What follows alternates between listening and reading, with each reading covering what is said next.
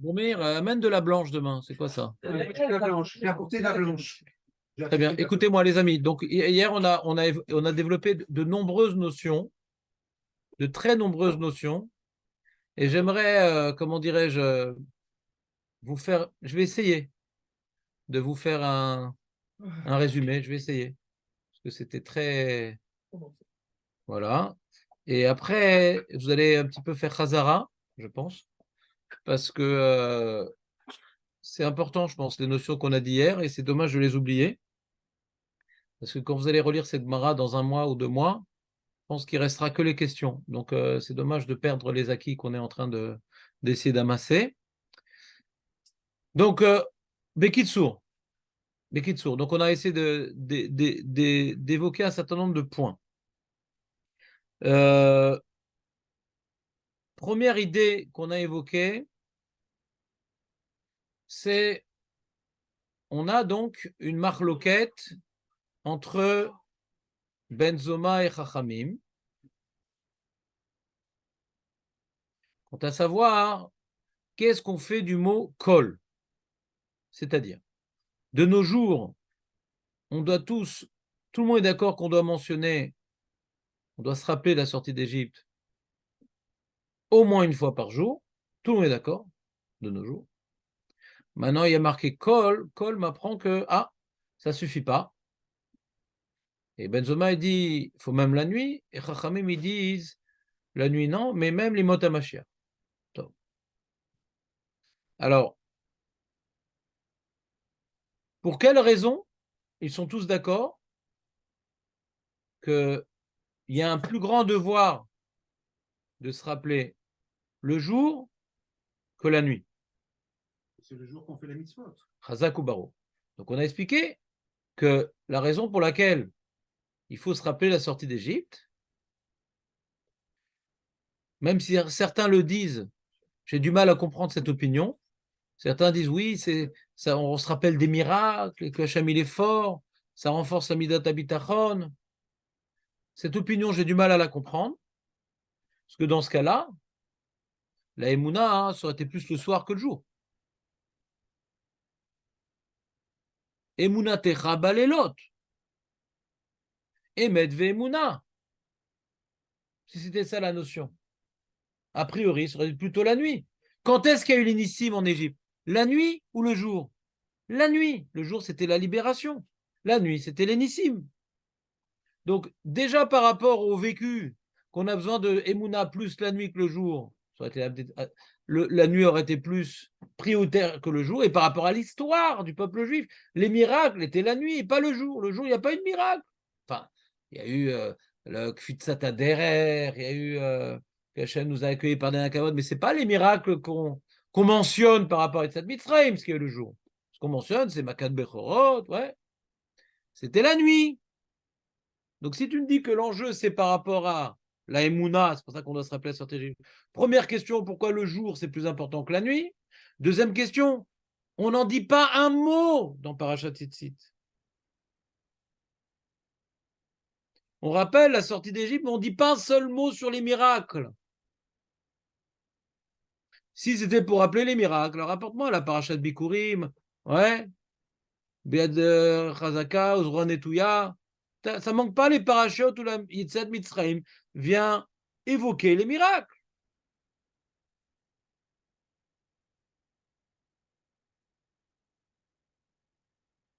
C'est clair? Donc j'essaie de mettre de côté l'opinion de certains, comment dirais-je, méfarchim importants, que je n'arrive pas à comprendre. D'accord? Et donc j'ai pris position pour des méfarchim que j'arrive à comprendre. C'est pas que j'invente une explication. D'accord? Donc c'est quoi l'autre façon d'interpréter la raison pour laquelle il faut se rappeler de la sortie d'Égypte? C'est parce que la sortie d'Égypte, c'est la date à laquelle nous avons pu obtenir la liberté conditionnée. On a obtenu une liberté conditionnée au mitzvot. Shlach et ami ve'ya'avduni. D'accord?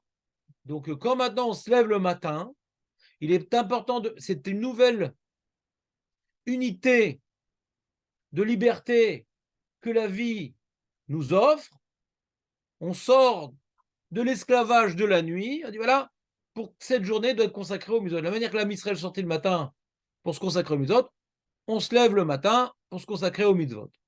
Pas shoot. Non seulement on le comprend dans le vécu de la journée, mais en plus, c'est écrit dans la paracha Tzitzit,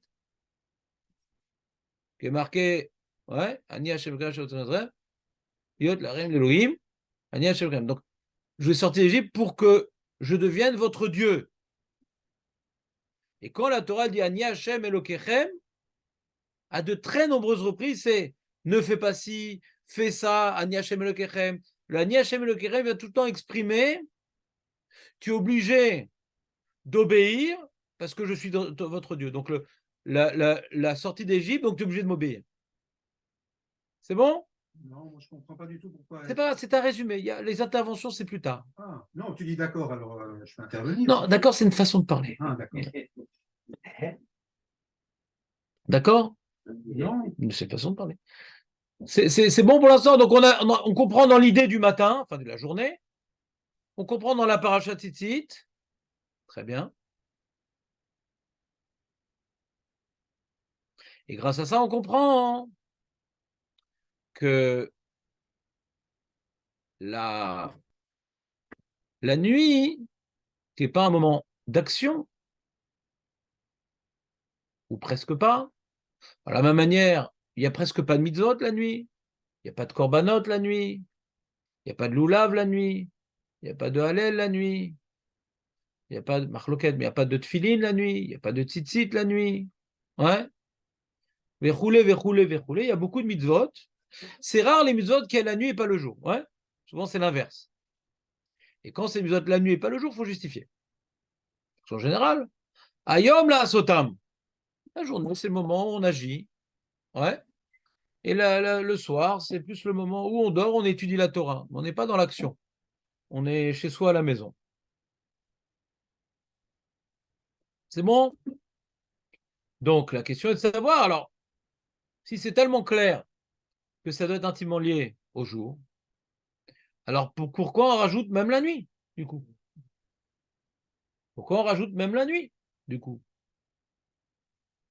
Alors, on a expliqué que si on reprend l'événement de la sortie d'Égypte, parce que des Rishonim qui disent, ils posent la question, pourquoi le jour plus que la nuit? Il dit parce qu'on est sorti le jour, ouais, et la nuit, c'est juste le début de la Géoula, mais on est sorti vraiment le jour.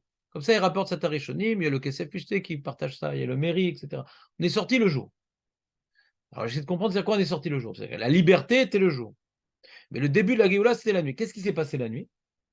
Alors, la nuit, c'est le moment où Hachem, il a fait des miracles, et ces miracles-là ont poussé Paro à nous libérer. Ouais. Donc, c'est pas encore un moment où on dispose de liberté pour agir, puisqu'on était emprisonné dans nos maisons jusqu'au matin. Ah, d'ici, mais pourquoi tu dis ça, le Rav? Mais pourtant, on a fait le Corban Pessah, on a mangé la matzah. Mais ça, c'était avant la liberté. C'est ce qui nous a permis de nous libérer. C'était pour conditionner. On a dit qu'on a obtenu une liberté conditionnée. Pour conditionner que nous ne sommes libérés que pour faire les mitzvot, Hachem nous a ordonné de faire des mitzvot pour obtenir la libération. Mais ce n'est pas des mitzvot pour exploiter notre liberté qu'on a fait. C'est des mitzvot pour mériter de devenir libre. Je reprends. Ce n'est pas des mitzvot pour exploiter notre liberté. C'est mitzvot pour mériter de devenir libre. C'est quoi la différence? C'est comme j'ai dit à 2 reprises. Donc le soir, on n'était pas libre. C'est-à-dire on n'a pas été plongé dans une nouvelle réalité qui nous permettait de prouver que la liberté qu'on a obtenue, c'est pour accomplir les mitzvot. Par contre, le matin, on s'est dépêché. Un marloquette que si Chipazon des Shrina, Chipazon d'Israël, Chipazon des Mitzrayim dans le Midrash, etc. Mais on s'est dépêché. On voit dans le prophète que on nous attribue un grand mérite d'être parti dans le désert suivre Hachem. Donc on a exploité notre liberté, pas pour rester campé chez nous, pas pour paniquer. On va suivre Moshe Rabbeinu pour l'étape suivante qui s'appelle Matan Torah. Shlach et ami vayavdun. Donc, on est parti pour exploiter cette liberté dans l'étape qui s'appelle suivre le programme des serviteurs de Dieu. Le soir, il n'y a pas ça. Il n'y a pas ça. Là. Ah, pourquoi il faut se rappeler la sortie d'Égypte le soir? Parce que à quel moment où Hachem nous a pris pour peuple, à quel moment Hachem il nous a pris pour peuple, c'est lors de Makat Bechorot. C'est pour ça que les tfilines qui sont le signe de notre appartenance à Dieu, il y a la parashat Kadesh Kol Bechor, il y a Makat Bechorot. Le moment où on est devenu le peuple de Dieu, c'est le soir. Le moment où on a exploité ce nouveau statut, le moment où on a prouvé qu'on a bien compris notre statut, c'est le matin. Mais quand est-ce qu'on est devenu le peuple de Dieu? C'est le soir, c'est pas le matin. Ce qu'on appelle Trilat Hageoula. C'est clair ou pas? Comment? Là, il y a eu la sélection. Si tu veux, mais l'élection, on va dire. Hein? L'élection, c'est-à-dire, on a été distingué des autres peuples, pas des Égyptiens. Les Makot sont distingués des Égyptiens. Là, c'est maintenant, ils ont tous été tués les premiers-nés, quelles que soient leurs origines. Ouais. Et les Juifs ont tous été épargnés. Donc, on est le peuple de Dieu. On est le peuple de Dieu qui avons été sauvés par le srout de la mitzvah. Donc on a parachat tzitzit, globalement.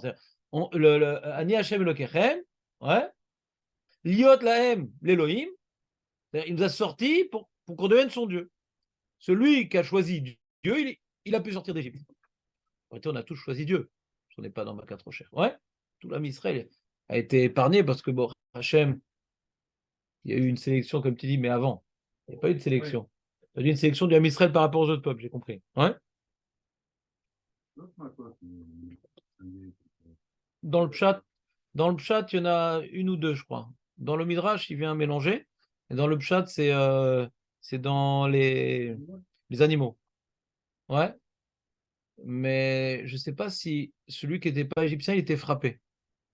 Tu n'as pas bien écouté ce que j'ai dit. J'ai dit, bah, tous ont été frappés, sauf les Juifs. Les Makot, c'est punir les Égyptiens. Makat Bechorot, c'est pour mettre de côté le Ham Israël. Et les Ovdei Avodazara, donc les autres, ils ont été punis. Pas parce qu'ils nous ont fait souffrir, parce qu'ils sont Ovdei Avodazara et nous on est Ovdei Hashem. C'est la Makat Bechorot qui fait la différence entre Ovdei Hashem et Ovdei Avodazara. Les Makot, entre ceux qui nous ont fait souffrir, donc les Égyptiens. Je ne pense pas que les Thaïlandais, ils ont été frappés. Particulièrement. Peut-être certains, parce qu'il y a une Xéraklalite, mais là, ils ont tous été frappés. Dans Makat Bechorot. Les Belges aussi.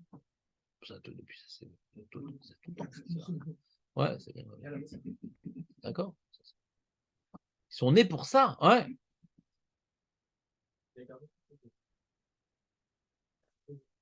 Ils se font gaufrer, les Belges. Ouais. J'ai parlé de la gaufre belge ce matin. Il a fait Meot Kol HaKavod. J'espère que c'était les Lonishma de ceux qui sont morts du cholestérol. Donc, le Bekitsour, on continue.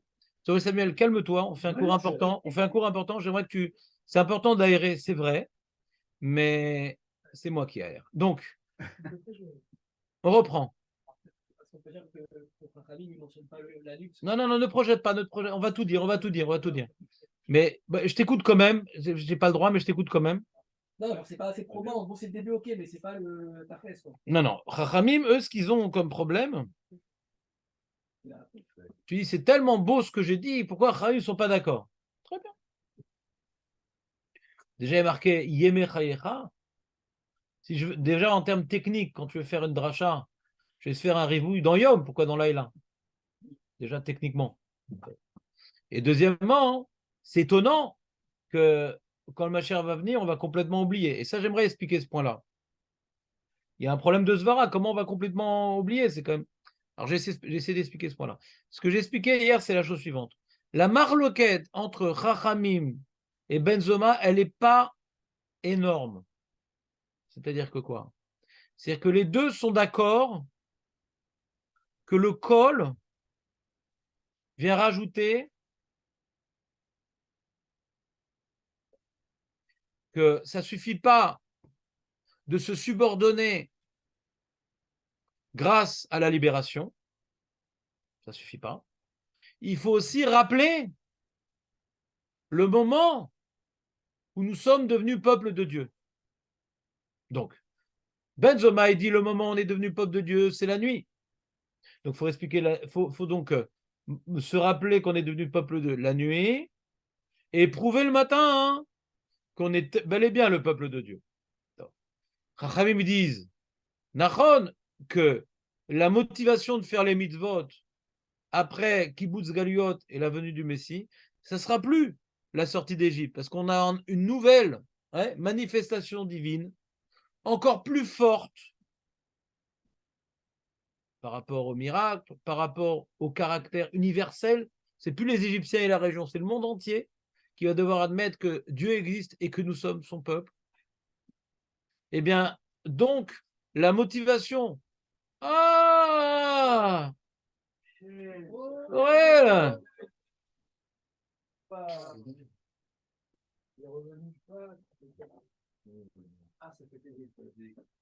Bon, on a prié pour toi, Baruch Hashem. Ah, merci. Ça s'est bien passé? Ouais, c'est pas fini, mais. Je sais, mais ça va? Tout va bien? Grâce à vos prières, je peux vous dire merci, beaucoup à tout le monde parce que on le ressent. Baruch Hashem. Merci. Tu as senti la mienne aussi? Ouais, Tu peux me passer ton fusil parce qu'il y a Samuel qui est en forme ce matin. Ah ouais.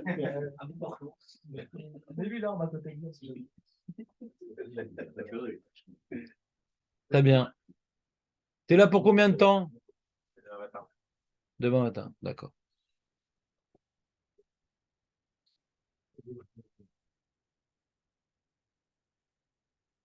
Donc, qu'est-ce qui va nous pousser à faire les mitzvot quand le Mashiach va être là? C'est cette nouvelle libération. Parce qu'en général, la Hakarat Hatov, la gratitude qu'on a quand quelqu'un il me donne la vie, la santé, la parnassa, ouais, la situation, j'ai envie de tout faire pour lui rendre ce qu'il m'a donné.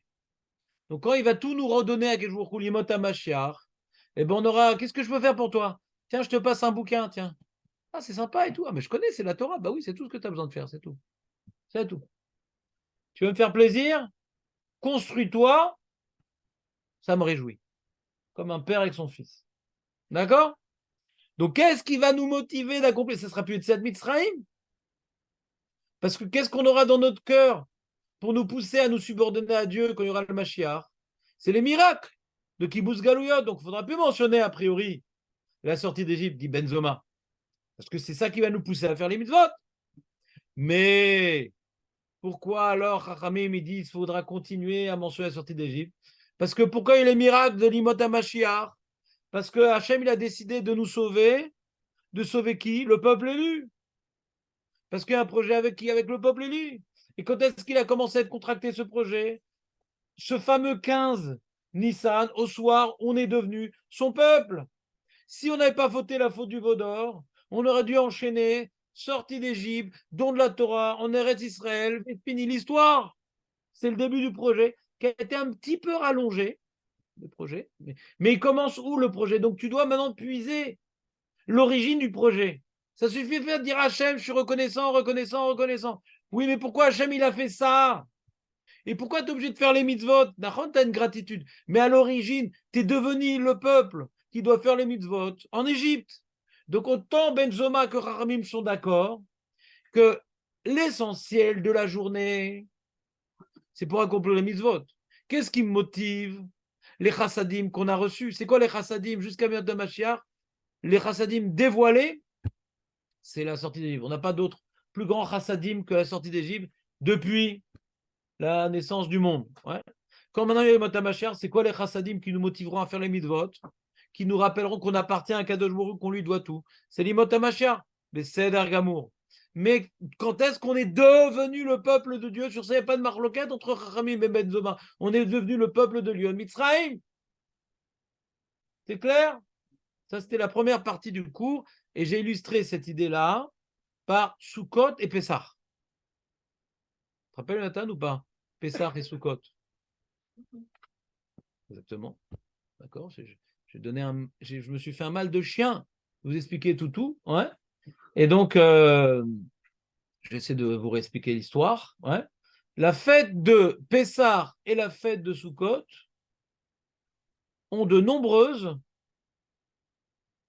particularités bien isolées, chacune dans son cas.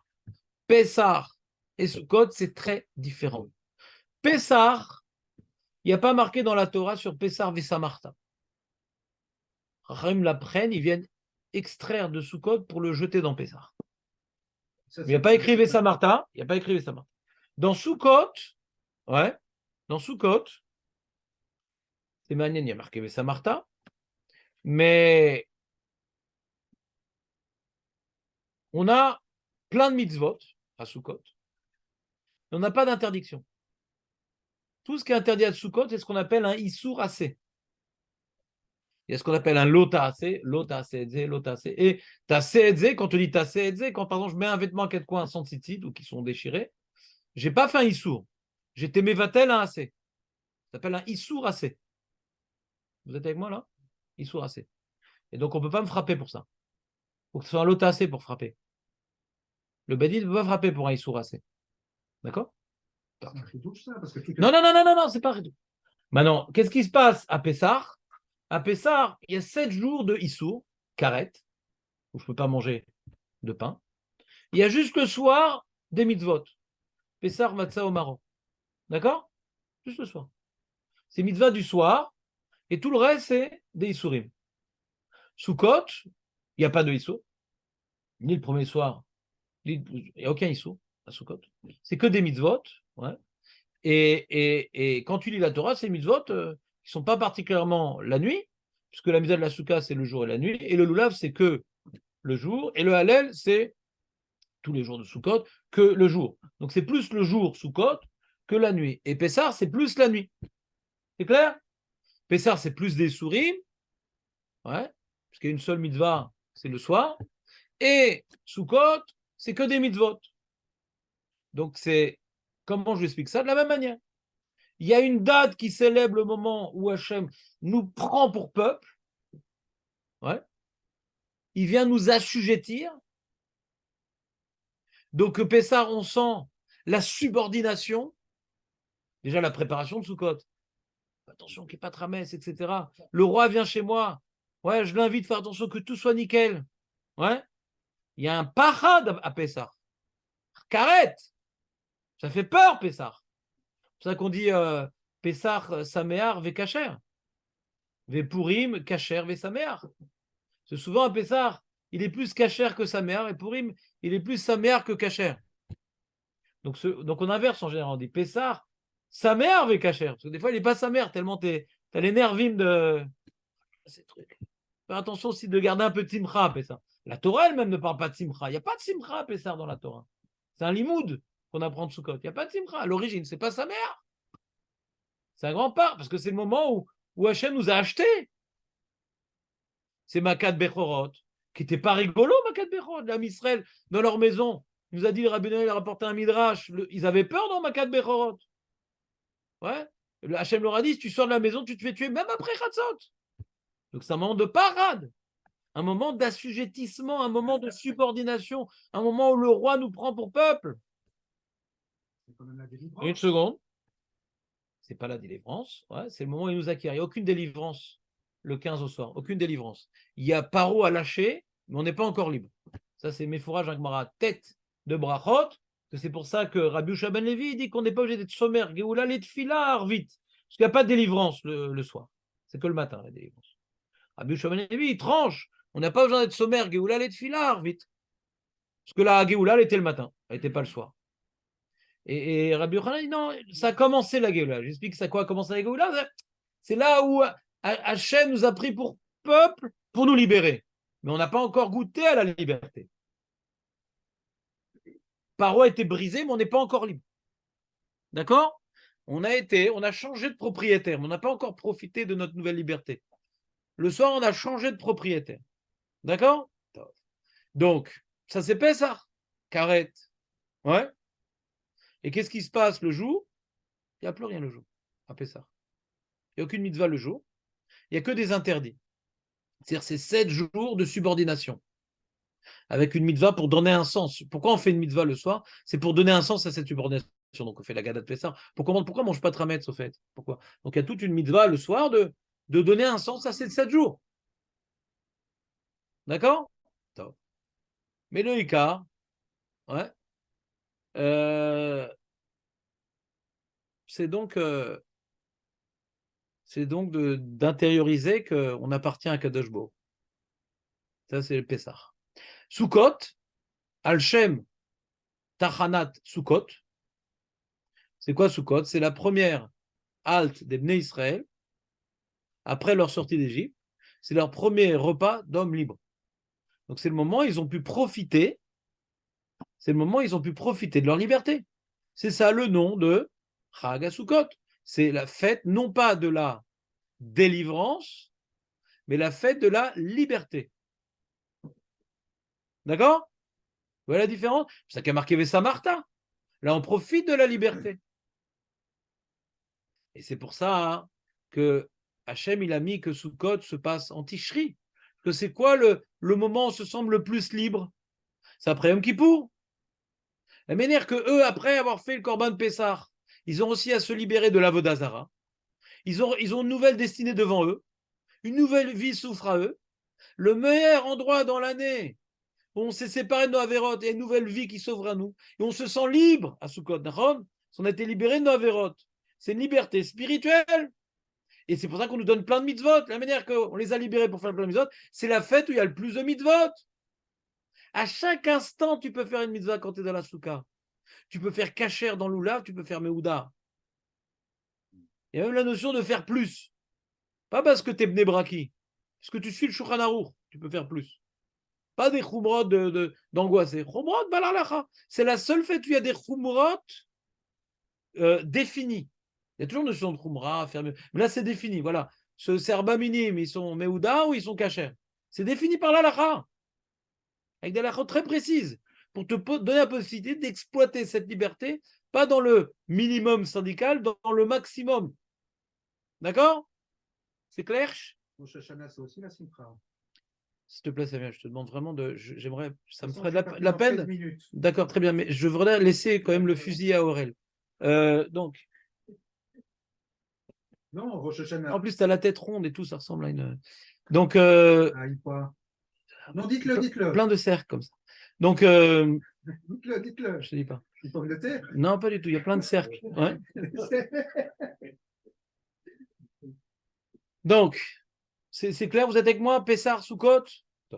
Donc, comme maintenant, vous savez que les fêtes, il faut les vivre les unes liées aux autres. Vous savez ça? Que la Torah, elle est reliée à Pessar, à Shavuot, ça on le sait. Mais même Soukot est relié à Pessar. Déjà, on a tout. On te demande que quand tu manges, normalement, on ne devrait pas faire de mitzvot le soir à Soukot. Il ne s'est rien passé. Nous, c'est une fête qui célèbre le matin. On est arrivé à la Tachanat Soukot, il ne s'est rien passé le soir. On devrait normalement manger une matzah le matin à Soukot. Ça devrait être ça la mitzvah. Si on a mangé, le pain qui ne s'est pas levé, on les a mangés. Pourquoi on mange le soir, Birklan? La main. C'est pas logique. Nachon, c'est pas logique. Nachon, c'est pas pshat. C'est une zerachava. C'est qu'on veut que tu tires la fête de Pessah dans Soukot. C'est pas des fêtes déconnectées. On veut que tu viennes pendant le moment où tu célèbres ta liberté. C'est Soukot. Te rappeler que cette liberté, elle est conditionnée que Hachem t'a pris pour peuple à Pessah et tu vas te réjouir de ta condition de serviteur d'Akadosh Baruch Hu. Tu vas pas te réjouir en tant qu'agnosé à la Hesh. Non! Je me réjouis d'être le peuple de Dieu. Donc c'est pour ça qu'il faut rappeler Pessah. Pour pas que Soukot soit fait une débandade comme Purim. Vous me suivez ou pas? Donc je vais là. Et c'est pour ça que Shmini Atzeret, les Mefarshim, ils expliquent que ce n'est pas la fin de Sukkot, c'est la fin des 3 fêtes. Les 3 fêtes sont liées. C'est la fin des 3 fêtes. Donc Pessah, c'est le Mekor, c'est la nuit. Sukkot, c'est la liberté, c'est le jour, c'est la mitzvah. Alors pareil, nous quand on fait la paracha de Tzitzit la nuit, notre attention, c'est se rappeler de notre subordination à Kadosh Baruch Hu. On ne peut rien faire, on n'agit pas la nuit. Mais dans cette paracha de Tzitzit, on se rappelle qu'on appartient à Kadosh Baruch Hu. C'est-à-dire, avant de se mettre au lit pour prendre des forces pour se réveiller. Il faut se rappeler, même si on ne peut rien faire, je me mets au lit comme un serviteur qui s'apprête à servir son Dieu. Même si je ne peux rien faire, je m'apprête à le servir. Comme ça, à la boker, je me lève pour le servir. C'est une préparation à la servitude. Je me rappelle qui m'a acquis, et j'appartiens à qui? Eh bien, le matin, hein, je me prépare au levage. C'est clair ou pas? Donc ça, c'est la première partie du cours.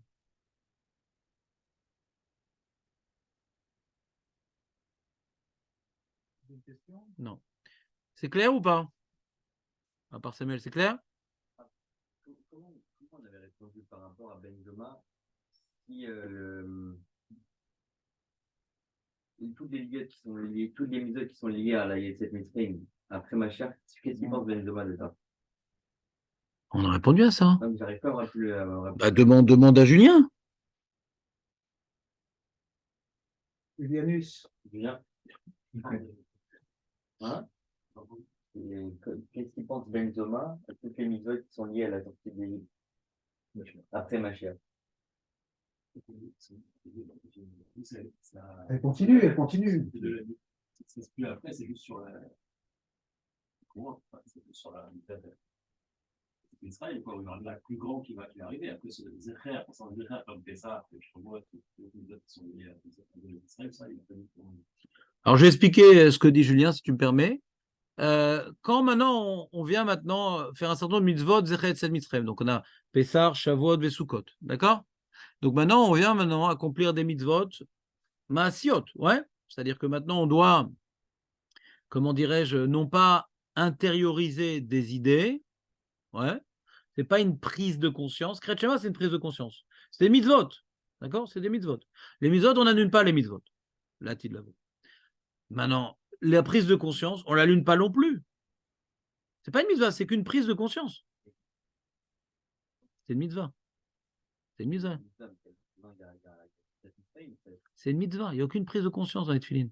Tu as le droit si tu veux. Toi, tu lis les parachutes des tefilines quand tu les mets? Non? Alors pourquoi? D'après toi, tu t'es pas quitte d'après toi parce que c'est une prise de conscience. C'est une mitzvah, les tefilines. Je mets sur moi un signe de subordination. C'est avant tout un tarchit. C'est un. Sur le bras, on a dit que c'est un signe de Havdout. Et sur la tête, c'est un bijou. Les totafot, c'est sur la tête. Totafot, ça veut dire que c'est un bijou. On vient arborer le privilège d'être le peuple élu. D'accord?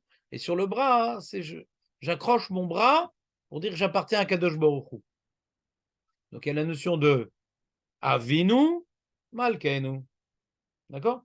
Mais globalement, je sais ce qu'il y a écrit, mais ce n'est pas ça le sujet. Je ne suis pas en train de dire une paracha comme dans Tzitzit. Ce n'est pas une prise de conscience. D'accord? Donc la paracha de Yetzat Mitzrayim, c'est une prise de conscience. Maintenant, quand il y aura le Mashiach, la prise de conscience qu'on appartient à Dieu, elle sera tellement dévoilée que de juste regarder autour de nous, ça suffira. Mais ce n'est pas un acte. Ce n'est pas Mevatel un acte. On a besoin d'actes pour prouver qu'on a bien compris que le Mashiach il est venu, qu'on doit faire des mitzvot. Les actes, il faut continuer à les faire, les actes. Parce que si il vient le Mashiach, on arrête les actes, c'est le monde à l'envers. Justement, on doit faire les actes encore mieux qu'avant. Mais prise de conscience, pourquoi je dois avoir une prise de conscience? Je regarde autour de moi, je vois que je suis le peuple de Dieu. Tous les goïms, ils me demandent des brachot. Les mecs à Gaza, ils vont casser la barrière pour nous demander des brachot. Et j'ai oublié que je suis le peuple de Dieu. J'ai oublié que je suis Goy Kadosh ou même le Ched Kohanim. C'est la skiretze. C'est Askara. Les mitzvot, va dire que toutes les mitzvot sont d'actualité parce qu'il va nous libérer pour faire les mitzvot.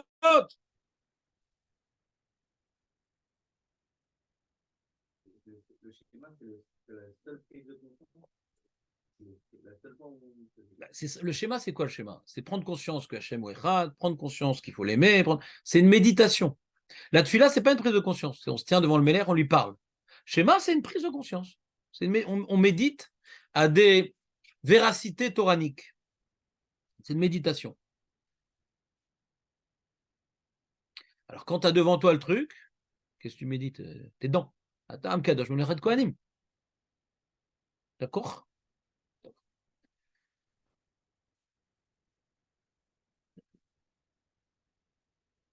Mais il y a des chrétiens qui ont utilisé notre souga. Hein. C'est-à-dire, tu as vu, des fois on peut annuler des mitzvot, trucs. Pour eux, le Mashiach est venu, Nachon. Donc, tu as vu la manière qu'on a annulé Parashat Tzitzit, il y a d'autres mitzvot aussi qu'on va annuler. Le Rashba, il parle de ce problème-là. Hein? Ouais, bon, de toute façon, il est mort pour 3 clous en plus, ouais. Mais donc les chrétiens ou les apicorsim, ils ont utilisé notre souga. Il y a 3 sougotes qui disent un truc un peu équivalent, et le Rashba, sur Chidush Hagadot, il essaie de mettre de l'ordre un peu dans ça pour briser les apicorsim. Maintenant, Bekitsour. C'est clair la première partie du shiur? Deuxième partie du shiur. Hein? C'est la liberté. C'est la liberté. On fait ça, on l'appelle une vérité. Nachon. Une traduction. Ouais, c'est le moment où on a été libéré. Nous, on a été libéré. Hein? Vadaï, c'est pour ça que Rachamim, ils apprennent de Sukkot, ouais, qu'il y a une Xarashava de Sukkot à Pessah. C'est dans les deux sens. Tout, c'est de Pessah à Sukkot, et Sukkot est aussi une Chova de Simcha à Pessah. C'est pour ça qu'on doit manger à Pessah de la viande, du korbanot. C'est pour ça qu'à Pessah, on doit boire du vin. Il y a un dîme de Simcha, mais qu'on apprend de Sukkot. Pourquoi? Parce que quand tu célèbres ta subordination à Pessah, tu dois oublier que tu es subordonné pour pouvoir. C'est un privilège. C'est pour faire les mitzvot. On met l'accent à Pessah sur ce point-là et à Sukkot sur ce point-là, mais il y a les 2 idées à Pessah et 2 idées à Sukkot. Mais sur quoi on met l'accent? La première étape à Pessah et à Sukkot, la deuxième étape, c'est tout. En réalité, c'est très simple. Pessah, on a été libérés pour recevoir la Torah.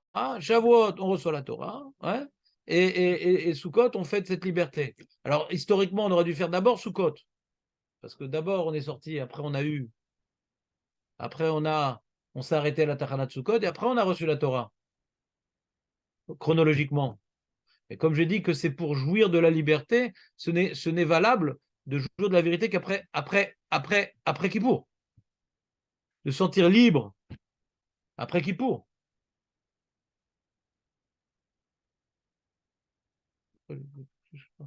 Explique à Julien, c'est quoi après Kippour? On est bien, on est soulagé, on est nettoyé. On est comme les Juifs après le Korban Pessah. Le Korban Pessah, c'était des Ovdei Avodazara. Hachem, vous faites ça, et j'oublie tout, vous êtes mon peuple. Et donc, ils sont élancés le lendemain matin comme étant un peuple nettoyé de toutes leurs fautes. Et ils ont célébré un repas d'hommes libres. Le moment dans l'année où on est comparable au Bnei Israël après le Korban Pessah, c'est après Kippour.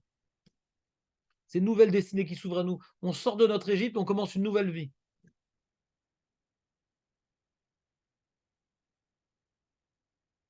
Donc c'est pour ça que ça ne suit pas l'ordre. Bon, d'autant plus que le Matan Torah, c'est pas écrit dans la Torah que c'est le Matan Torah, Shavuot. Ouais.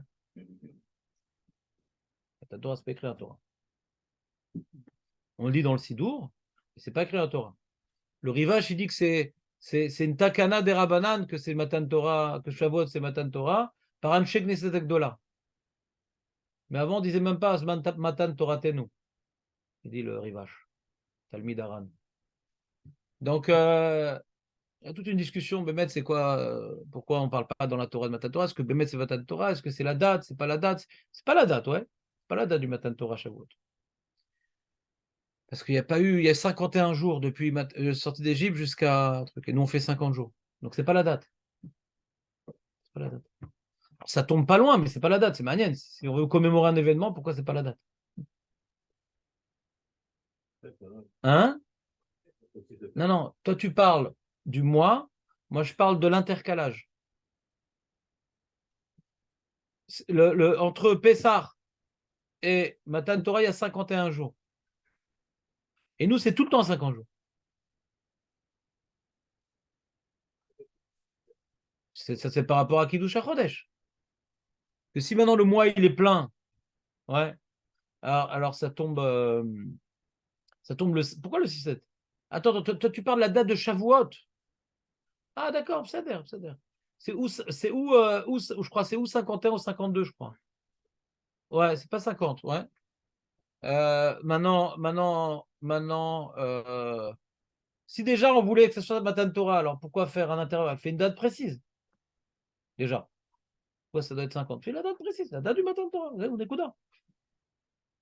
Pourquoi c'est pas une date précise? Ça dépend du Kiddush HaChodesh. C'est bizarre. C'est un intervalle. Ah non, c'est pour respecter l'intervalle. Mais même l'intervalle, il n'est pas bon. Donc bon, c'est un sujet, on va pas en reparler. Ouais. On en a beaucoup parlé. Il y a quelques années, j'en parle plus beaucoup de ce sujet de Shavuot, etc., Matan Torah, parce que c'est un sujet intellectuel qui nous renforce pas particulièrement. Donc j'aborde plus dernièrement des sujets plus percutants que profonds, j'espère. Bekitsour, ça c'est le premier sujet. S'il te plaît, Samuel, merci. Deuxième sujet qu'on a abordé, c'était en deuxième partie du shiur.